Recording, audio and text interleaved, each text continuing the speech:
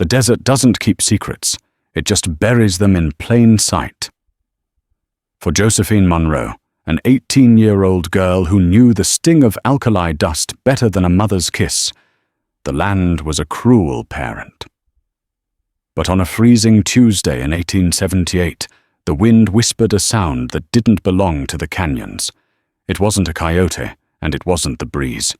It was a cry thin as spider silk, leading her to an arroyo, where a decorated clay pot sat half buried in the sand. What she found inside would not only test her strength, but would ignite a war between her family, her town, and two worlds that were never meant to collide. The wind in the high Arizona desert was a liar. In the summer, it promised coolness that never came. In the winter, it carried the false warmth of the pale afternoon sun, only to turn to a blade of ice the moment the light dipped behind the western mesas. Josephine "Josie" Monroe knew this wind. She pulled her threadbare woolen shawl tighter, the grit scraping against her neck. She was checking her father's meager trap lines, a task she'd inherited 2 years prior, when her mother's lungs finally filled with the dust that defined their lives. Josie was 18, but her eyes held the weary patience of someone twice her age. Her world was a 20-mile radius of hardscrabble ranching, centered on a 2-room cabin built of sod and optimism. Today the traps were empty, not even a jackrabbit. Just the endless aching red of the rock and the pale, unforgiving blue of the sky. She was walking back through a familiar dry riverbed, the arroyo, as her father called it when she heard the sound. At first she mistook it for a hawk, but a hawk's cry was a sharp cree, a declaration of power. This was a thin, desperate mewling. It was the sound of something small failing to be heard. Josie stopped. The air was dead calm. The sound came again, weaker this time. It was coming from a cluster of greasewood bushes, huddled against a cut in the arroyo wall. She pushed aside the brittle branches, her eyes scanning the ground for a rattlesnake. Instead, she saw clay. It was a pot. Not the crude functional pottery her father sometimes bought from the traders in Red Creek, but something finer. It was decorated with intricate black and red geometric lines, the unmistakable work of the Diné, the Navajo. It was half buried, as if to hide it, or perhaps as if the earth had tried to reclaim it. And the sound was coming from inside. A cold dread sharper than the wind pricked Josie's skin. Stories of witchcraft, of strange rituals flooded her mind. Stories told by frightened settlers in the town. She reached out her hand, trembling, and touched the lid. It was a simple, flat piece of shale. She slid it aside. Inside, wrapped in a small, stiff piece of deer hide, and a thin woven blanket, was a baby. Its skin was a deep copper, but its lips and the skin around its eyes were tinged with a terrifying, dusty blue. It was so small. Its eyes were squeezed shut, its face wrinkled in a silent, exhausted plea. It was freezing. Not just cold, but freezing. The kind of cold that was the last step before death. Josie stared. Her mind went utterly blank. Who would do this? Why was it a sacrifice? Was it an offering to the spirits of the arroyo? The baby let out one more cry, so quiet it was barely a breath. It was the sound of a life guttering out. The blankness in Josie's mind shattered. It didn't matter why. It only mattered that it was. "Oh God," she whispered. She tore the baby from the pot, casting the stiff hide aside. The child was impossibly light. She ripped open her own coat and the front of her linen shirt, shoving the infant against the bare, warm skin of her stomach and chest, pulling her shawl and coat tight around them both. The baby's skin was like ice against hers. She didn't know if it was alive or dead. "No," she said to the baby, to the desert, to God. "You don't." She didn't walk back to the cabin. She ran. She ran through the greasewood, tripping on rocks, her lungs burning, one hand clamped over her coat to hold the tiny body secure. She didn't feel the cold anymore. She was a furnace, and she had to give this spark her fire. She burst through the cabin door 2 miles later, collapsing against the frame. Her father, Matthew Monroe, looked up from the harness he was mending. He was a tall man, made of whipcord and disappointment, his beard streaked with grey he hadn't earned at 45. "Josie, what is it you're white as a sheet?" Josie couldn't speak. She just stumbled to the hearth, unwrapping her coat. The baby tumbled into her hands. It was limp. Matthew's eyes widened. He dropped the harness. "In the name of heaven. What is that?" "It was in a pot." Josie panted, sinking to her knees by the fire. "In the arroyo, freezing. Pa, it's not breathing right." Matthew knelt beside her, his face a mask of conflict. He saw the baby's copper skin, the shape of its eyes, the jet-black hair matted to its skull. He didn't need the pot to tell him. "Josie," he said, his voice low and terrible. "That's a Navajo. That's an Indian. It's a baby." Josie screamed, her voice cracking. She snatched a clean rag from her mother's old sewing box and began rubbing the child's limbs hard, trying to force life back into them. "It's freezing to death. Get the warm water. Get the goat's milk." Matthew was frozen. He looked at the door as if expecting the entire tribe to be standing there. "Josie, you don't know what you've done. You don't know who left it or why. They leave the weak ones sometimes. Or it's a trap. It's a baby." She roared again, a sound so fierce her father flinched. She looked at the tiny blue-tinged face. "It's a boy, and he's dying. Help me, Pa. Help me." That broke the spell. Matthew Monroe was a man of weary pragmatism, but he was not a cruel man. He cursed a low, bitter sound and turned to the stove. "Get that water basin, and don't you build that fire up. I don't want the smoke seen for miles." As he worked, Josie continued her desperate massage. The cabin was silent, save for the roar of the wind outside and the frantic sound of cloth rubbing skin. Slowly, painfully, a wail erupted from the tiny chest. It was thin and weak, but it was a wail of life.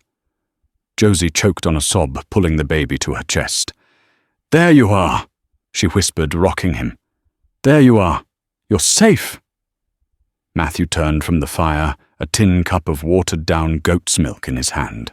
His face was grim. "Safe," he said. "Josie, girl, I reckon the danger has just begun." They worked for an hour, a frantic, silent team. Josie and Matthew turned the cabin into an infirmary. They bathed the infant in lukewarm water, careful not to shock his system. Josie found an old flannel nightgown of her mother's and tore it into strips, creating a makeshift swaddling. The baby, he was perhaps only a few days old, was frail, but the fight was returning to him. He latched onto a rag dipped in the warm goat's milk and suckled weakly. Josie, exhausted, finally sat in her mother's old rocker by the fire holding the child. The cabin was warm, the single room filled with the scent of wood smoke and steamed milk. A fragile peace settled. Matthew stood by the window, peering through a crack in the wooden shutter. "No one," he muttered. "No tracks, no one on the ridge." He turned to his daughter. The anger had faded from his face, replaced by a deep, profound anxiety. "Josie, we can't keep it." Josie's head snapped up. "What are you talking about? Look at him. He'll die. We can't just put him back." "We take him to Fort Grant," Matthew said, running a hand through his hair. "First light. The soldiers. They have scouts. They'll know what to do. They can find his people. His people left him. Pa. They left him in a pot to die of cold." Josie's voice was laced with a venom she rarely used. What kind of people do that? We don't know the story, Matthew argued, but his voice was weak. Maybe his mother died. Maybe the whole camp was sick.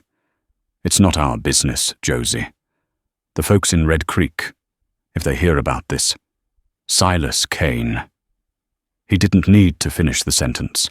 Silas Kane was a name that carried weight. A wealthy rancher who owned the valley's water rights, Kane had lost his younger brother in an Apache raid 5 years ago.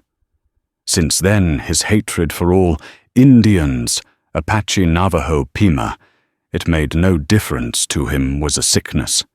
He paid bounties for scalps and led a town committee that was little more than a lynch mob. Kane doesn't run this house, Josie said stubbornly. He runs this valley, Matthew countered. He finds out we're harboring a Navajo. He'll say we're trading with them. He'll say we're spies. He'll find a reason to burn us out, Josie, and you know it.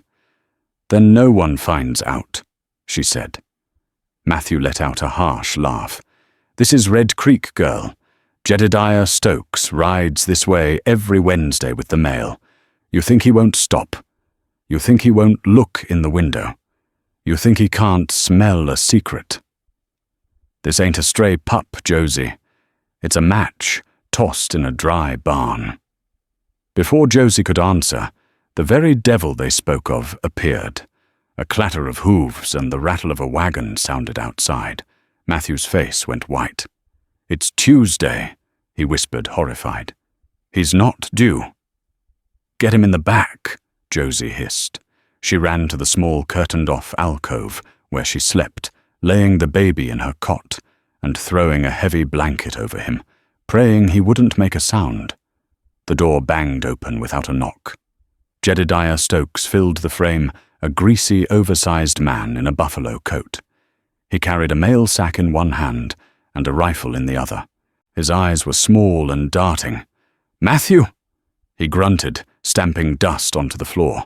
"Josie." "Jedediah," Matthew said, trying to sound casual. He moved to block the view of the hearth. "You're a day early." Supply wagon from Tucson came in. "Got a letter for you. From your mother." Jedediah's eyes roamed the cabin. He sniffed the air. "Smells different in here, like a wet nurse."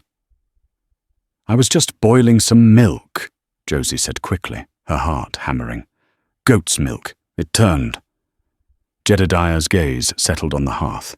He saw the basin of water, the strips of flannel, the small cup. His eyes narrowed. "Looks like you was cleaning something. Or someone." "I cut my hand," Matthew lied, holding up his left hand, which was by chance wrapped in a rag from mending the harness. Jedediah wasn't convinced. He was a man who lived on the misfortunes and secrets of others. He took a step further into the room. "Funny thing, I was cutting across the north pasture by the arroyo, and I saw tracks, small boot prints. Looked like running." He smiled, revealing yellowed teeth. "You running from something, Josie?" "I was cold," Josie said, her voice like ice. From the alcove, a tiny, unmistakable sound emerged, a high-pitched whimper. Jedediah froze. His smile widened. "Well now, what kind of coyote you got trapped in your bed, Josie?" He pushed past Matthew, who grabbed his arm. "That's my daughter's room, Jed." Jedediah shoved him off. "And this is my business." He ripped the curtain back. He stared at the cot. He saw the bundle of blankets. He lifted the top one. The baby boy stared back at him, his dark eyes wide. Jedediah Stokes let out a low whistle. "Saints preserve us," he whispered, a strange, excited glint in his eye. He looked back at Matthew and Josie. "So the rumors are true." "What rumors?" Matthew demanded. "That the Monroes turned Injun lovers," Jedediah said. "Found a stray, did you, a little copper-skinned viper?" "Poor get out," Josie said, her hand moving to the fireplace poker. "Oh, I'm going," Jedediah said, backing away, his hands raised. "I'm going." "But this is news," This is big news. Silas Kane has been looking for a reason to clear the valley of the Navajo for good, and you just gave him one. You've brought a curse on this house, Matthew. A walking, breathing curse." He turned and bolted from the cabin, leaving the letter from Matthew's mother on the floor. He leaped onto his wagon, whipped his horse, and disappeared in a cloud of dust toward Red Creek. Matthew Monroe slowly bent and picked up the letter.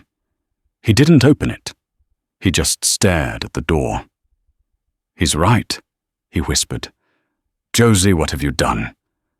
Josie went to the cot and picked up the baby, who was now crying in earnest. She held him close, his small face buried in her neck. She looked at the fire at the red-hot embers. "He needs a name," she said, her voice shaking but defiant. "I'm calling him Ash, for the ashes that warmed him." "Josie," Matthew pleaded, "they're going to come for him." "Let them," Josie said, turning to face her father, the tiny infant held against her like a shield.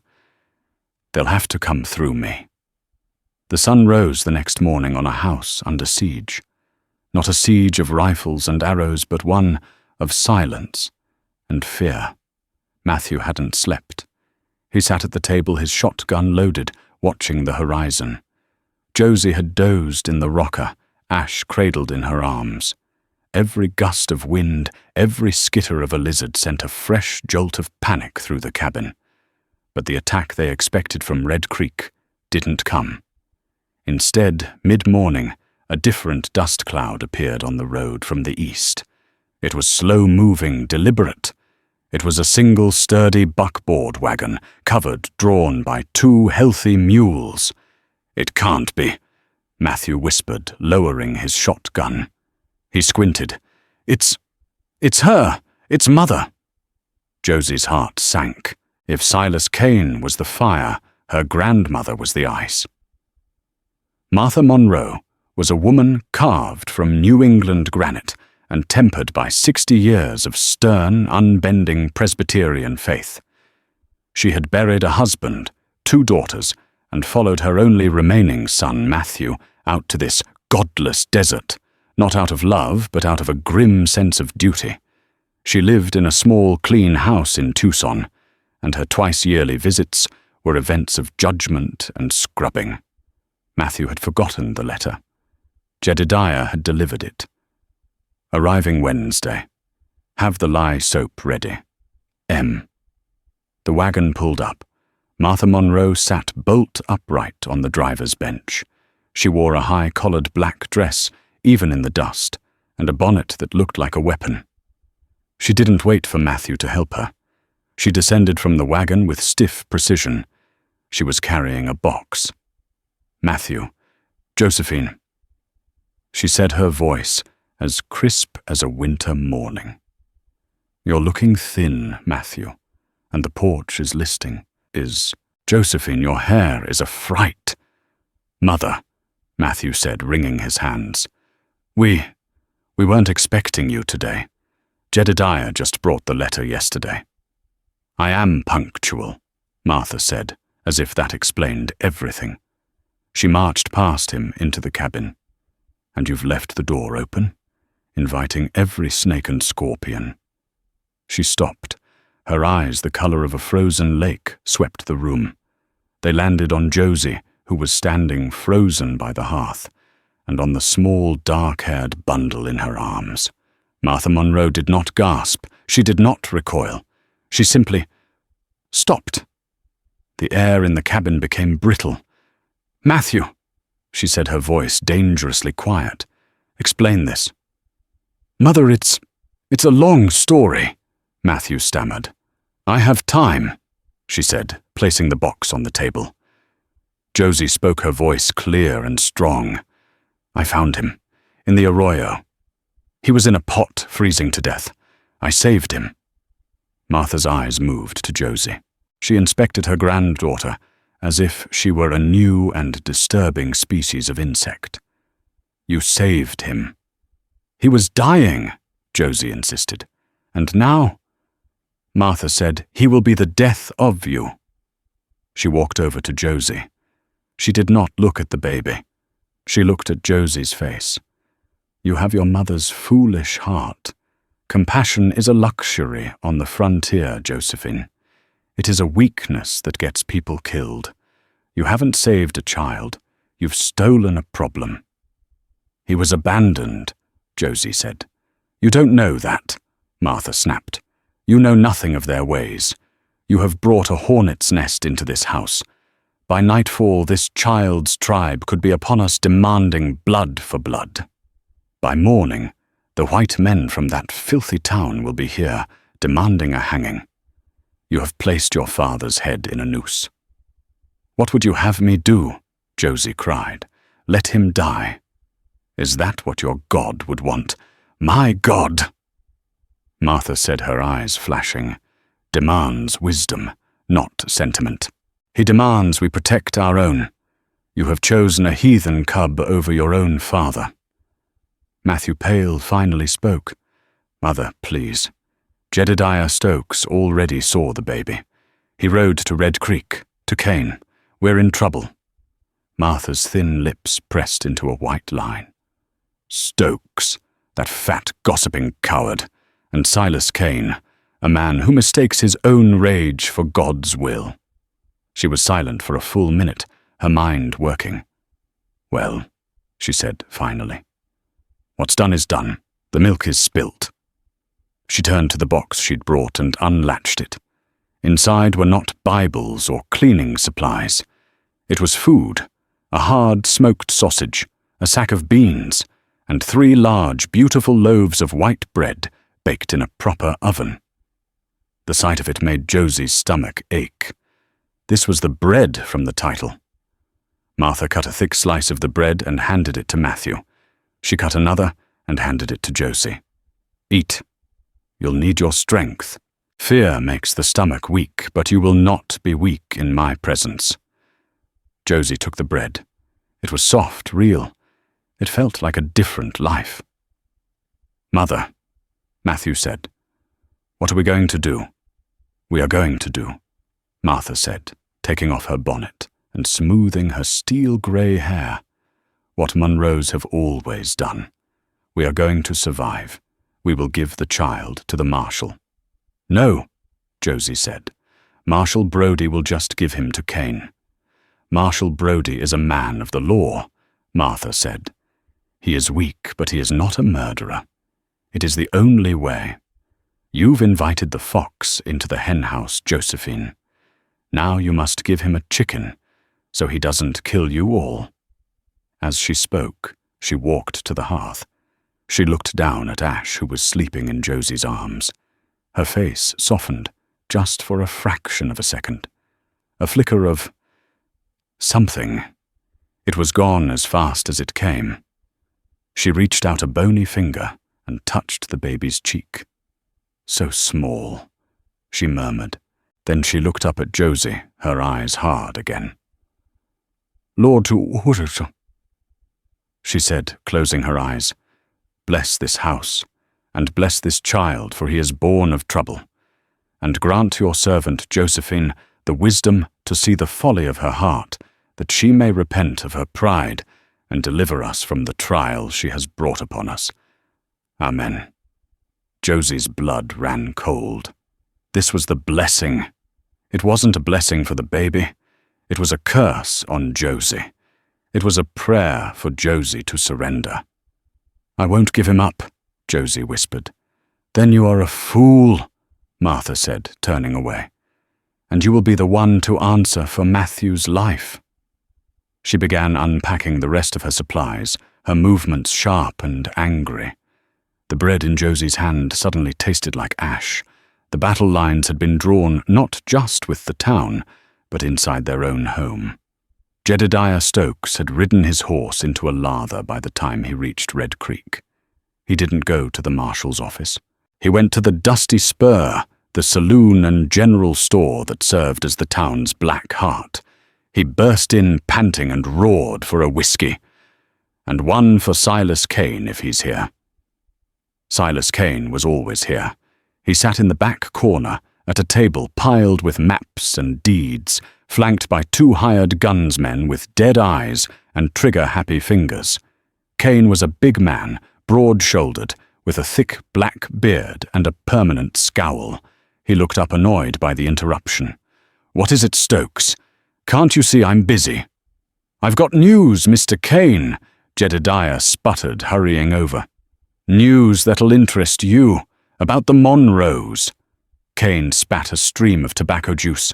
"Them that sad sack farmer and his half-wild daughter. What about 'em? They finally starve out." "Worse," Jedediah whispered, leaning in his voice full of conspiratorial glee. "They're traitors. They're harboring a Navajo, a baby." The saloon went quiet. Kane's head came up slowly, his eyes narrowing to slits. "A what?" "A baby, Mr. Kane. An Injun buck. Found it, she says. But I say it's a trade. I say they're in league with 'em, giving 'em food, maybe bullets, and now they've got a mascot." Kane's massive hand clenched around his whiskey glass so tight the glass broke. He didn't flinch as the liquor and blood ran over his knuckles. He stood up his chair, scraping loudly. "Boys," he said to his men, "saddle up." "Silas, wait," said Marshal Brodie, a small, nervous man with a drooping mustache who had been nursing a beer at the bar. "Now let's not be hasty. We don't know the facts. I'll ride out. I'll see to it." Kane turned to the marshal. "You'll see to what, Brodie? You'll see to it that they keep feeding it. You'll see to it that its family comes looking and slits all our throats in the night. You know the rule. No trading. No quarter. They're on my land, breathing my air, and they bring one of them into it." He pointed a bloody finger at Stokes. You're coming. You're going to show us." "Me, Mr. Kane, I'm just the messenger." "You're the witness," Kane roared. He turned to the other men in the saloon ranch, hands prospectors, drifters. "Are we going to let the Monroes invite the fox into our valley? Are we going to wait until they're all grown, that vipers spawn, and they come for our cattle and our women?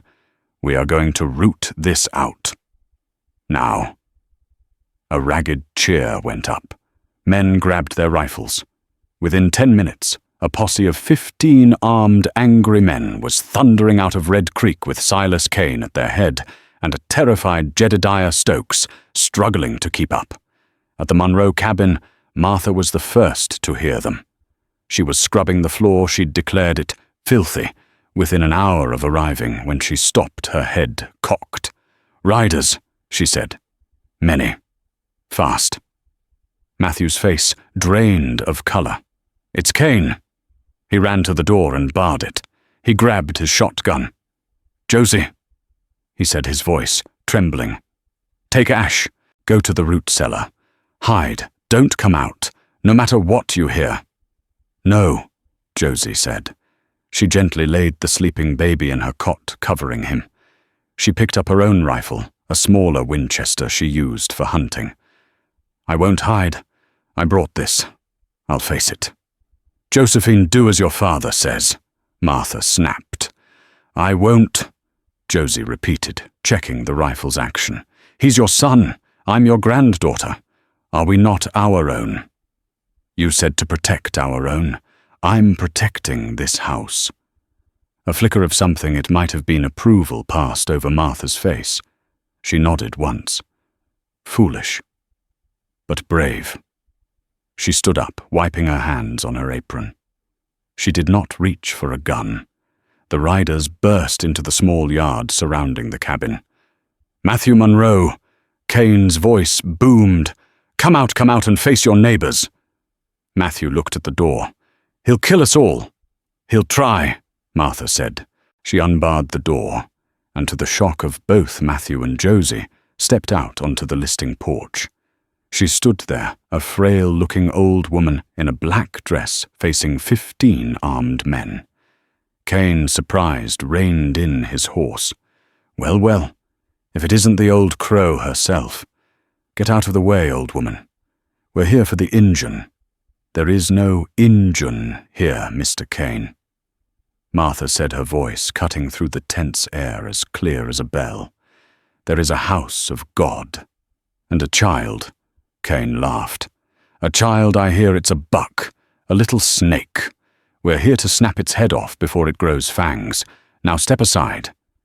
"You will not," Martha said. She took a step forward.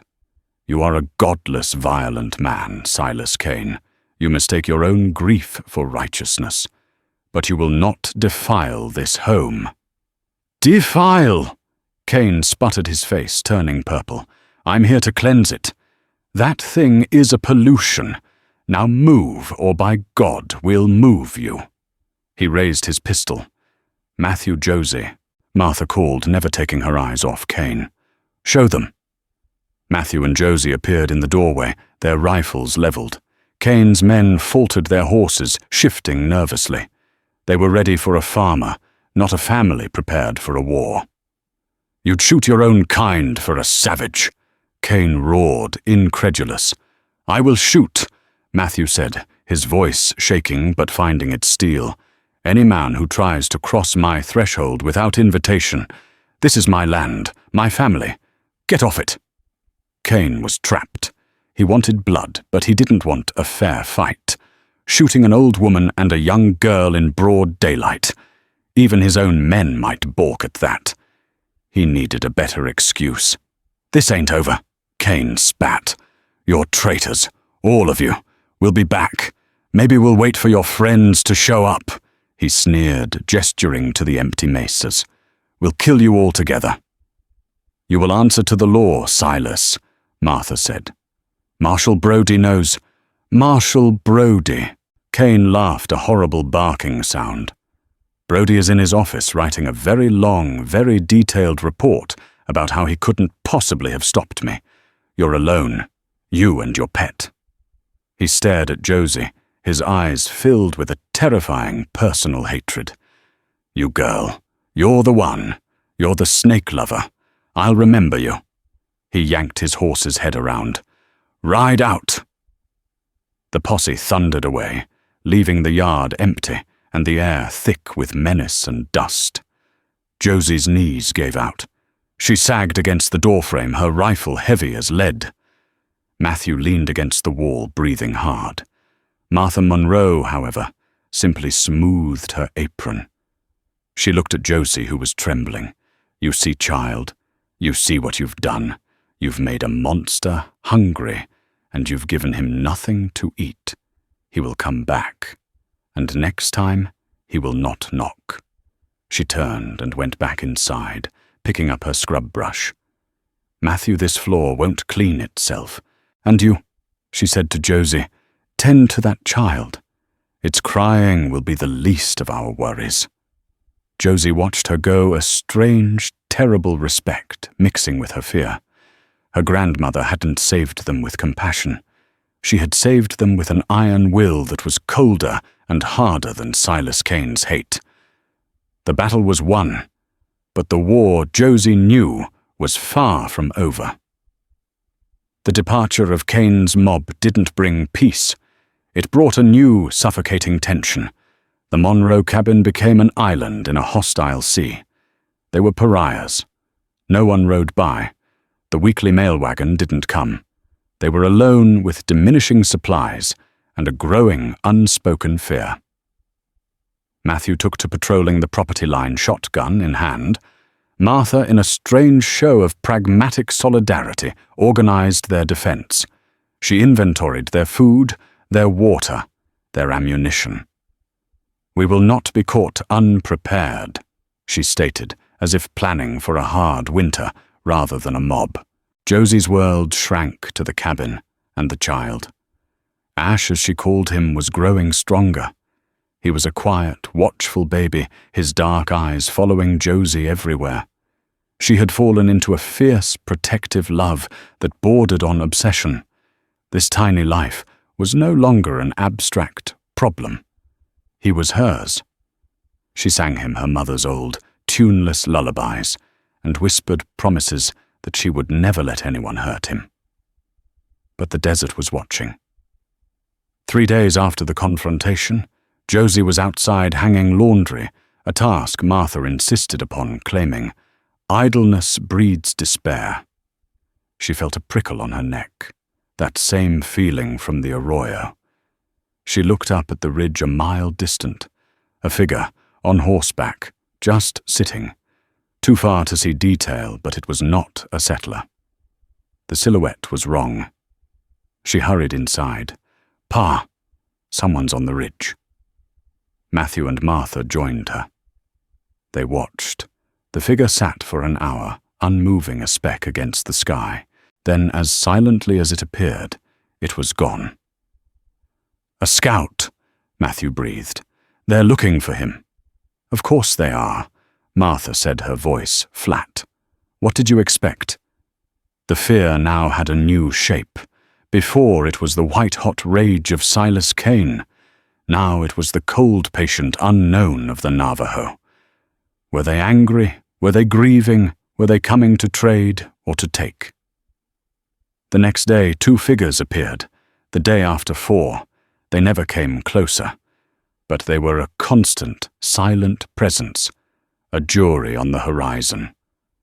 "They're afraid," Josie whispered, watching them. "They're afraid of us." "They're smart," Matthew countered. "They see a cabin with armed guards. They probably think we're the ones who took him." The weight of that settled on Josie. What if they thought she was the enemy? On the 5th day, the stalemate broke. Josie was milking their single goat, Bess, in the small lean-to. Ash was asleep inside. Matthew was checking the south fence line. Martha was inside baking. The smell of fresh bread, using the last of her good flour, was a torment. A shadow fell over the lean-to opening. Josie sprang up, her heart leaping into her throat. Her rifle was inside. Standing in the doorway was a woman. She was old, her face, a beautiful tragic map of wrinkles.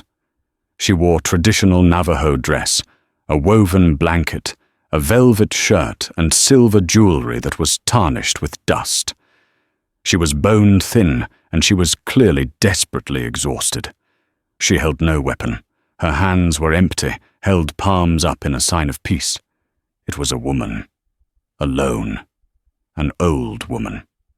Josie's fear evaporated, replaced by a jolt of pure shock. The woman's eyes were locked on Josie, pleading. She said something, a soft, guttural string of words. Josie shook her head.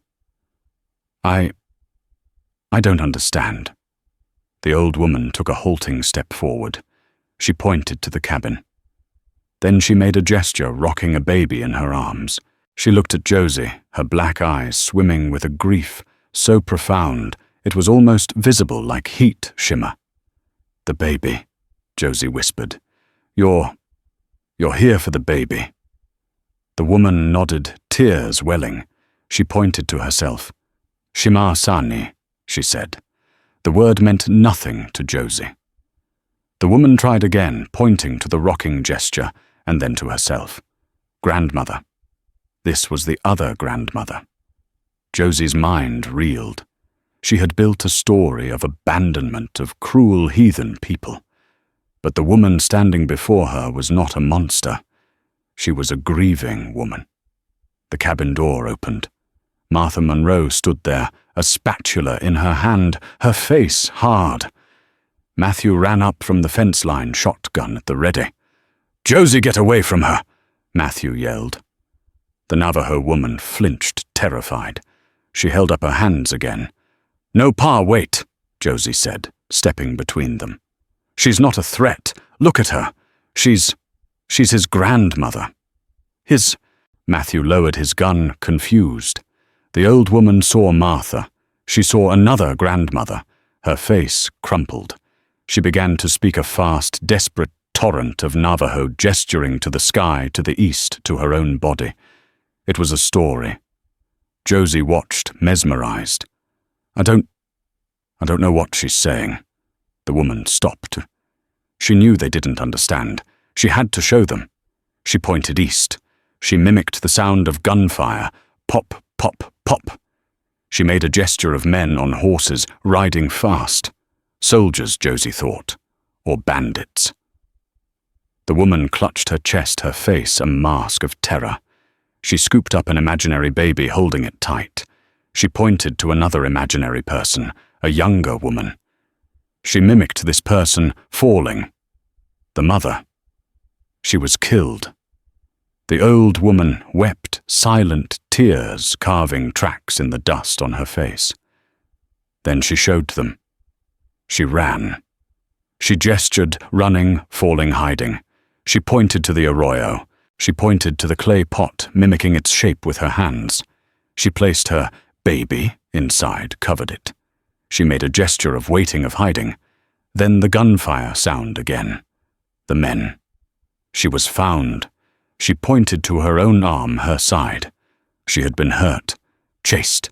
She ran and ran and ran. Josie finally understood. It wasn't abandonment. It wasn't a sacrifice. It was a desperate act of love. She had hidden the baby from the attackers, intending to come back, but she was captured or driven off. She had spent days, perhaps a week, escaping, doubling back, searching, starving. The woman finished her story. She looked at Josie, her entire being a question. Is he alive? Josie was crying. She didn't leave him to die, Pa. She hid him. To save him. She turned, ran into the cabin and retrieved the sleeping baby, Ash. She brought him out into the sunlight. When the Navajo grandmother saw him alive, healthy, warm, a sound left her throat that Josie would never forget. It was a sound of agony and joy and relief, so profound it was almost a physical thing. She fell to her knees, her arms outstretched. Josie, her own tears blurring her vision, knelt and placed the baby in his grandmother's arms. The woman clutched the child, burying her face in his swaddling rocking and chanting a soft, low song. Josie looked up at her father. Matthew's face was a ruin of pity and shame. He quietly uncocked his shotgun, but Martha Monroe just watched her face, unreadable, her spatula still in her hand. The five of them stood in the yard, a tableau of impossible worlds colliding. A settler farmer, a frontier girl, a Navajo grandmother weeping over a child, and Martha Monroe, a Puritan monolith standing on her porch. The baby Ash woke at the new touch, the new smell. He looked at the Navajo woman's tear-streaked face, and instead of crying, his own face relaxed. He gurgled a soft, contented sound. He was home. She needs food, Josie said, her voice thick. Pa, she's starving. The Navajo elder looked up, her gaze landing on Martha. The two grandmothers stared at each other. One in buckskin and velvet, covered in the dust of the desert, her hands raw and scraped. The other in black bombazine, her hands clean, her power absolute in her tiny, civilized world. It was Martha who moved first. She turned wordlessly and went back into the cabin. Josie felt a pang of anger. Was she just going to ignore this? To leave the woman on her knees in the dirt? Matthew stepped forward, holding out a canteen. "Water, Mom," he said, his voice rough. The woman looked at him, startled, then accepted it, nodding her thanks. She drank long and deep. The cabin door opened again. Martha Monroe emerged. She was carrying two things. In one hand, she held a clean cloth. In the other, she held the fresh, steaming loaf of bread she had just taken from the oven. She walked down the porch steps. She did not stop at a safe distance. She walked right up to the Navajo elder. The woman flinched, pulling the baby closer, expecting a blow or a demand. Martha stopped. She looked at the baby. Then she looked at the woman. She looked at her scraped, raw hands. Wordlessly, Martha tore a huge, soft piece from the loaf of bread, the bread from the title The Bread of Civilization. She held it out. The Navajo woman stared at the offering. This was more than food. It was a truce. It was an acknowledgement. Slowly she reached out her free hand and took it. She ate it fast, as if afraid it would be taken back. Martha tore off another piece. "Eat," she said. The command was not harsh. It was just a fact. Then Martha did the last thing anyone expected. She reached out and placed her clean, pale hand on the baby's head, still held in the Navajo woman's arms. The woman stiffened. Martha looked at her grandmother to grandmother. She gave a single small nod. A gesture of respect, a ceding of title. This was the blessing, not the one she had given Josie, which was a prayer of rebuke. This was a true blessing, a blessing of life, a blessing of a child's safe return. Josie felt the knot of fear and anger inside her finally dissolve, replaced by a warmth that was almost painful. Her grandmother, in her own iron-willed way, understood. A sound shattered the moment. A single rifle shot. The bullet cracked through the air, splintering the porch post where Martha had been standing moments before. "Down!" Matthew roared, tackling Josie. The Navajo elder shielded the baby with her body, rolling toward the cabin wall. "Kane!" Matthew yelled, scrambling for his shotgun. "He's back."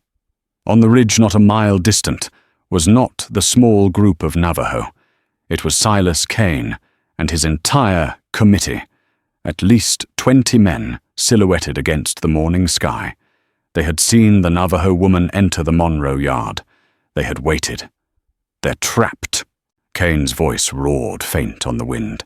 "They're all together. The traitors and the savages. Burn them out." A volley of gunfire erupted. Bullets thumped into the sod walls of the cabin, shattered the single window, and pinged off the cast-iron stove. "Inside, get inside!" Matthew yelled. Josie grabbed the elder's arm, pulling her and the baby through the door, as Matthew and Martha tumbled in after. The cabin was instantly a death trap. Bullets punched through the thin plank door. "The back!" Martha commanded, her voice ringing with absolute authority, no panic. "Josie, take them to the root cellar.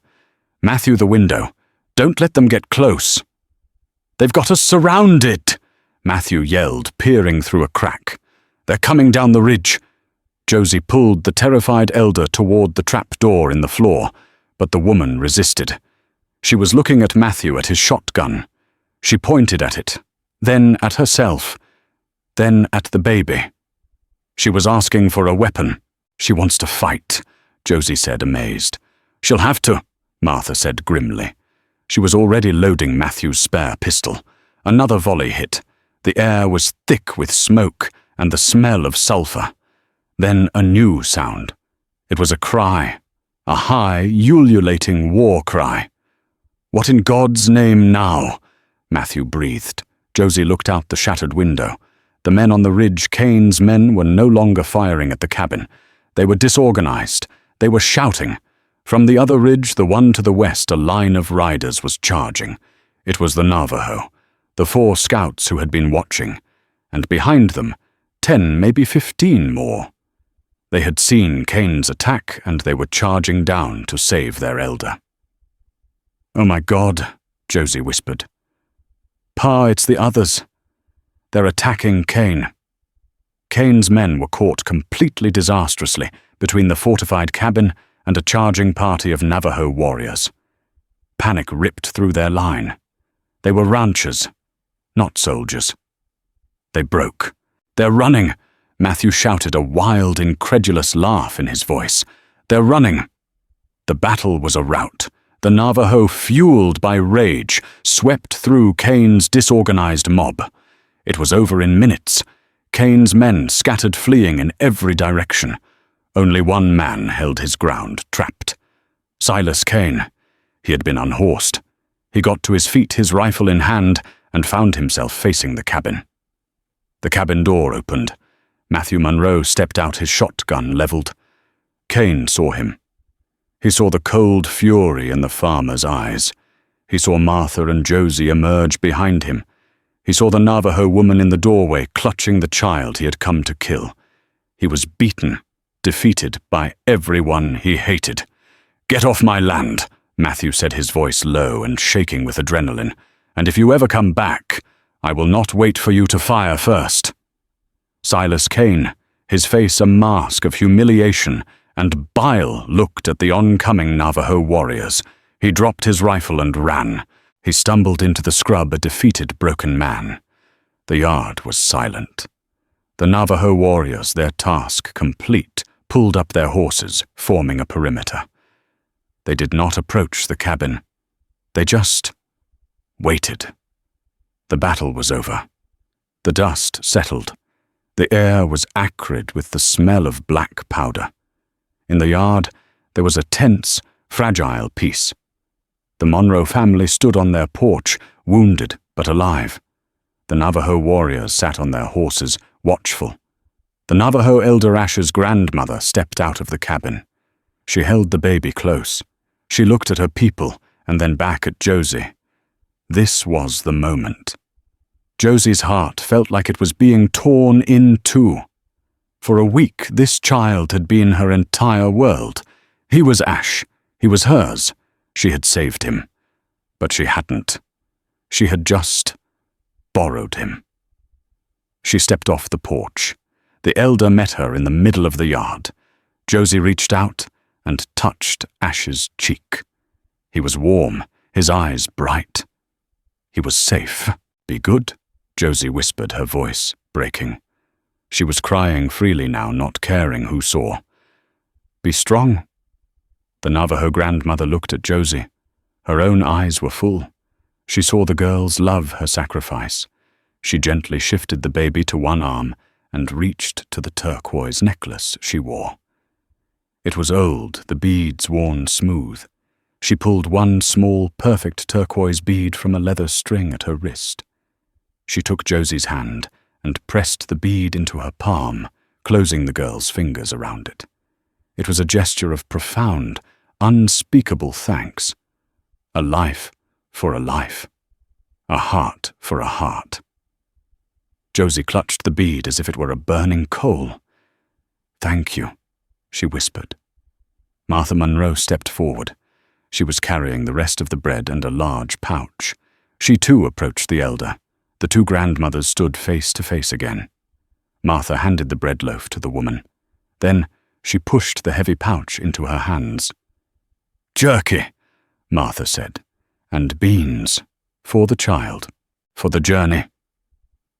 The Navajo elder looked at the provisions, then at Martha. She nodded a deep, respectful bow. Martha nodded back. She then spoke, her voice clear in the quiet yard. "Diego." It was a Navajo word. Josie's head snapped up. The elder's eyes widened in surprise. Martha's face was grim. "I was a girl in Fort Defiance. Long ago. It means go. Go before more come." The elder understood. She turned and walked with a new, straight-backed dignity toward her people. A young warrior dismounted, helped her onto his horse, and handed her the reins. She settled the baby against her, turned her horse, and without looking back, rode toward the western mesa. The other warriors fell in around her, a protective guard. Josie, Matthew, and Martha stood on their porch, watching. They watched until the last rider was just a speck of dust, vanishing into the red canyons from which they had come. The cabin was a wreck. The window was gone. The door was splintered, but the three of them were alive. Matthew put a hand on Josie's shoulder. His arm was bleeding where a piece of shrapnel had grazed him. "You did a good thing, daughter." Josie looked at her hand. The turquoise bead was a tiny, perfect piece of blue sky. "We did, Pa," she said. Martha Monroe stared at the empty horizon. "The bread is gone," she said to no one in particular, "and the floor is still dirty." She turned and went back inside the cabin, picked up her brush, and began to scrub. But as she did, Josie, for the first time in her life, saw her grandmother smile. What Josephine Monroe learned that day, in the dust and the gunfire, was a truth the frontier teaches best family. isn't just the blood you're born with, but the blood you're willing to shed. The desert, which had seemed so empty, was full of stories, full of mothers and grandmothers, full of desperate love and impossible courage. Josie, her father, and her grandmother had been broken and rebuilt, not by the violence of men like Silas Kane, but by the shared strength of two women who refused to let a child's life be stolen by the cold. The turquoise bead Josie held in her hand was more than a gift. It was a promise that even in the harshest land, kindness can take root. That bread shared between enemies can become a blessing, and that one small act of compassion can be enough to change the world. Thank you for listening to this story. If it touched your heart, please help us share more stories like it. Click that like button, share this video with someone who needs to hear it, and be sure to subscribe to our channel. Let us know in the comments what you thought of Josie's choice. Until next time.